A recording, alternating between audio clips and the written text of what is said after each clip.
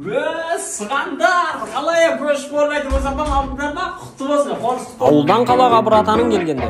Ауылда көмір қымбат. Әйтеуір үйтіп үйді баня қылып жатыр. Ыстықта ей. Жоқ, баняда тұрып жатырық қой. Үй өртеніп кетті. Не істеп жатырсыз? Қарныңыз ашты ма? Жоқ. Келін қақта. Ұйықтап жатыр. Ұйықтап жатыр. Пиязда бірдеңе қуыршай, қарны ашты. Ассалаумағалейкум көке. Мына кім баласы? Сәбиттің. 79-дағы ма? Дәл өзі.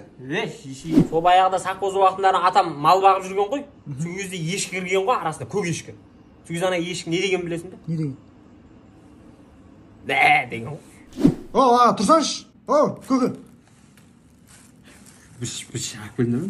Бір шақ жоқ болды. Магазин алды. Магнум жабық, магазин бәрі жабық. Магнум айтса, Магнум тәте аш десе, ашпайды сағат түнгі 4 қой. Жоқ па? Жоқ қой. Айдос ауылға айтамын. Бұлақтың басына барып ішемін.